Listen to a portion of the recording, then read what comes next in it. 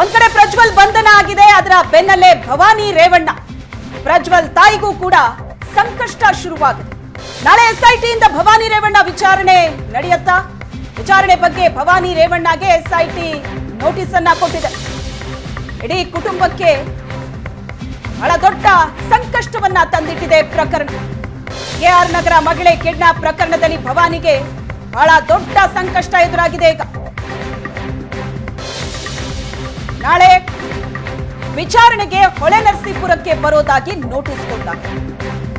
ಹೊಳೆನರಸೀಪುರದಲ್ಲಿ ಇರುವಂತೆ ಭವಾನಿಗೆ ಸೂಚನೆ ಕೊಡಲಾಗಿದೆ. ನಾಳೆ ಬೆಳಗ್ಗೆ 10 ರಿಂದ ಸಂಜೆ 5 ಗಂಟೆಯ ಒಳಗೆ ಉಪಸ್ಥಿತರಿರಬೇಕು ಅಂತ ಸೂಚನೆ ಕೊಡಲಾಗಿದೆ. ವಿಚಾರಣೆ ಬಗ್ಗೆ ಭವಾನಿ ರೇವಣ್ಣಗೆ ಎಸ್ಐಟಿ ನೋಟಿಸ್ ಕೊಟ್ಟಿದೆ. ಹಾಗಾದ್ರೆ ನಾಳೆ ಎಸ್ಐಟಿಯಿಂದ ಭವಾನಿ ರೇವಣ್ಣ ವಿಚಾರಣೆ ನಡೆಯುತ್ತಾ? ಪ್ರಜ್ವಲ್ ಬಂಧನವಾದ ಬೆನ್ನಲ್ಲೇ ಭವಾನಿ ರೇವಣ್ಣಗೆ ಸಂಕಷ್ಟ ಎದುರಾಗಿದೆ. ಒಂದ್ ಕಡೆ ಪ್ರಜ್ವಲ್ ಬಂಧನ ಆಗಿದೆ, ಮತ್ತೊಂದು ಕಡೆ ಭವಾನಿ ರೇವಣ್ಣ ವಿಚಾರಣೆಯನ್ನ ಎದುರಿಸಬೇಕಾಗಿದೆ. ಇವತ್ತಿನ ದಿನ ಒಂದೇ ಕುಟುಂಬದ ಈ ಮೂವರಿಗೂ ಕೂಡ ಬಹಳ ದೊಡ್ಡ ದಿನ, ನಿರ್ಣಾಯಕವಾದಂತಹ ದಿನ. ಕೆಆರ್ ನಗರ ಮಹಿಳೆ ಕಿಡ್ನಾಪ್ ಪ್ರಕರಣದಲ್ಲಿ ಭವಾನಿ ವಿಚಾರಣೆಯನ್ನ ಎದುರಿಸಬೇಕಾಗಿದೆ. ಭವಾನಿಗೆ ಎಸ್ಐಟಿ ಕೊಟ್ಟಿರುವಂತಹ ನೋಟಿಸ್ ಸ್ಕ್ರೀನ್ ಮೇಲೆ ನೋಡ್ತಾ ಇದ್ದೀರಿ. ನಾಳೆ ಬೆಳಿಗ್ಗೆ 10 ರಿಂದ ಸಂಜೆ 5 ಗಂಟೆ ತನಕ ಉಪಸ್ಥಿತರಿರಬೇಕು ಅಂತ ಸೂಚನೆ ಎಸ್ಐಟಿಯಿಂದ ಬಂದಿದೆ. ತಡರಾತ್ರಿ ಎಸ್ಐಟಿ ಬಲೆಗೆ ಬಿದ್ದಿದ್ದಾರೆ ಪ್ರಜ್ವಲ್. ವಿದೇಶದಿಂದ ಬೆಂಗಳೂರು ವಿಮಾನ ನಿಲ್ದಾಣಕ್ಕೆ ವಾಪಸ್ ಆಗ್ತಾ ಇದ್ದಂತೆ ಅವರನ್ನ ಅರೆಸ್ಟ್ ಮಾಡಲಾಗಿದೆ. ಇನ್ನು ಭವಾನಿ ರೇವಣ್ಣಗೆ ಎಸ್ಐಟಿ ನೋಟಿಸ್ ಅನ್ನ ಕೊಟ್ಟಿದೆ. ಈ ಬಗ್ಗೆ ಹೆಚ್ಚಿನ ಡೀಟೇಲ್ಸ್ ಅನ್ನ ಕೊಡ್ತಾರೆ ನಮ್ಮ ಹಾಸನ ಪ್ರತಿನಿಧಿ ಹರೀಶ್ ಸಂಪರ್ಕದಲ್ಲಿದ್ದಾರೆ. ಹರೀಶ್, ಒಂದ್ ಕಡೆ ಪ್ರಜ್ವಲ್ ಅರೆಸ್ಟ್ ಆಗಿದೆ, ಮತ್ತೊಂದ್ ಕಡೆ ಭವಾನಿ ರೇವಣ್ಣ ಕತೆ ಏನು ಅಂತ. ಈಗ ಎಸ್ಐಟಿ ನೋಟಿಸ್ ಕೊಟ್ಟಿದೆ, ನಾಳೆ 10 ರಿಂದ ಸಂಜೆ 5 ಗಂಟೆ ತನಕ ಉಪಸ್ಥಿತರಿರಬೇಕು ಅಂತ ಹೊಳೆನರಸೀಪುರದಲ್ಲಿ. ಸೊ ವಿಚಾರಣೆಯನ್ನ ಎದುರಿಸಬೇಕಾಗತ್ತೆ, ಇರ್ತಾರಾ? ಏನ್ ಕತೆ, ಇದ್ರ ಬಗ್ಗೆ ಏನು ಇನ್ಫಾರ್ಮೇಶನ್ ಸಿಗ್ತಾ ಇದೆ? ಶ್ವೇತಾ, ಪ್ರಜ್ವಲ್ ರೇವಣ್ಣ ಬಂಧನದ ಬೆನ್ನಲ್ಲೇ ಭವಾನಿ ರೇವಣ್ಣ ಅವರಿಗೂ ಸಹ ಸಂಕಷ್ಟ ಬಂದೊದಗಿದೆ. ಪ್ರಜ್ವಲ್ ಪೆನ್ ಡ್ರೈವ್ ಪ್ರಕರಣಕ್ಕೆ ಸಂಬಂಧಪಟ್ಟಂತೆ ಭವಾನಿ ರೇವಣ್ಣ ಈ ಹಿಂದೆ ನೋಟಿಸ್ ಅನ್ನ ನೀಡಲಾಗಿದೆ ಅಂತ ಹೇಳಲಾಗ್ತಾ ಇತ್ತು. ಆದ್ರೆ ಇಂದು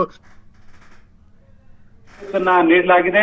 ನಾಳೆ ವಿಚಾರಣೆಯನ್ನ ಎದುರಿಸಬೇಕು ಅನ್ನುವಂತ ಸ್ಪಷ್ಟ ಸೂಚನೆಯನ್ನ ಎಸ್ಐಟಿ ಅಧಿಕಾರಿಗಳು ನೀಡಿದ್ದಾರೆ. ನಾಳೆ ಬೆಳಗ್ಗೆ 10 ಗಂಟೆಯಿಂದ 5 ಗಂಟೆವರೆಗೂ ನಾವು ವಿಚಾರಣೆಗೆ ಬರ್ತೇವೆ. ಈ ಸಂದರ್ಭದಲ್ಲಿ ತಾವು ಖುದ್ದು ಹಾಜರಿರಬೇಕು ಅನ್ನುವಂತಹ ಒಂದು ಸೂಚನೆಯನ್ನ ಅಧಿಕೃತವಾಗಿ ಎಸ್ಐಟಿ ಅಧಿಕಾರಿಗಳು ನೀಡಿದ್ದಾರೆ. ನೋಟಿಸ್ ನಲ್ಲಿ ಬಹಳ ಸ್ಪಷ್ಟವಾಗಿ ಹೇಳಲಾಗಿದೆ.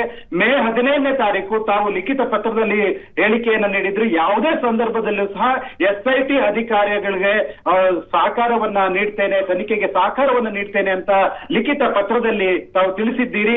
ಅದೇ ರೀತಿ ನಾವು ನಾಳೆ 10 ಗಂಟೆಯಿಂದ 5 ಗಂಟೆ ಒಳಗೆ ನಾವು ವಿಚಾರಣೆಗೆ ಬರ್ತಿದ್ದೇವೆ. ಆ ಸಂದರ್ಭದಲ್ಲಿ ತಾವು ಖುದ್ದು ಹಾಜರಿರಬೇಕು, ತನಿಖೆಗೆ ಸಹಕಾರವನ್ನು ನೀಡಬೇಕು ಅನ್ನುವಂತಹ ಸ್ಪಷ್ಟ ಸೂಚನೆಯನ್ನ ಎಸ್ಐಟಿ ಅಧಿಕಾರಿಗಳು ನೋಟಿಸ್ ನಲ್ಲಿ ನೀಡಿದ್ದಾರೆ. ಈಗ ಬಹಳ ಕುತೂಹಲವನ್ನ ಮೂಡಿಸಿರುವಂತಹದ್ದು ಭವಾನಿ ರೇವಣ್ಣನವರು ನಾಳೆ ಎಸ್ಐಟಿ ವಿಚಾರಣೆ ಸಂದರ್ಭದಲ್ಲಿ ಖುದ್ದು ಹಾಜರಿರ್ತಾರಾ ಅಥವಾ ತಮ್ಮ ವಕೀಲರ ಮೂಲಕ ಕಾರಣಗಳನ್ನ ಹೇಳುವ ಸಾಧ್ಯತೆ ಇದೆ ಅನ್ನುವಂತಹದ್ದು ಈಗ ಬಹಳ ಕುತೂಹಲವನ್ನ ಮೂಡಿಸಿದೆ.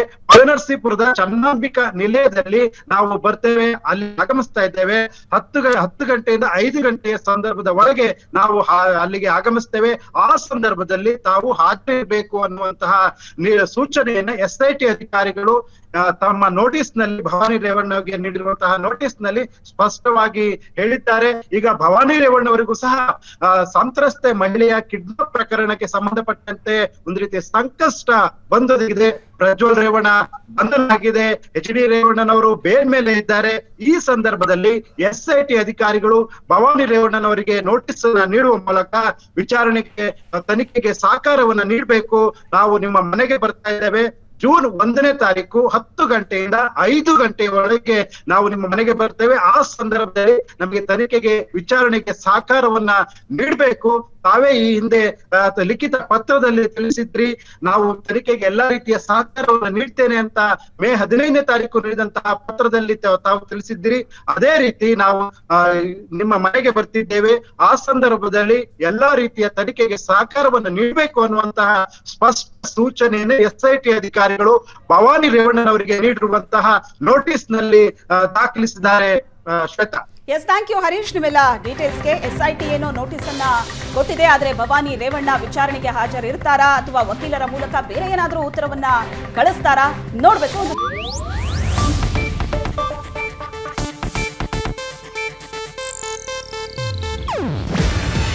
ಇದು ಏಷ್ಯಾನೆಟ್ ನ್ಯೂಸ್ ನೆಟ್ವರ್ಕ್ ಪ್ರಸ್ತುತಿ. ನೀವು ನೋಡ್ತಿದ್ದೀರಾ ಏಷ್ಯಾನೆಟ್ ಸುವರ್ಣ ನ್ಯೂಸ್.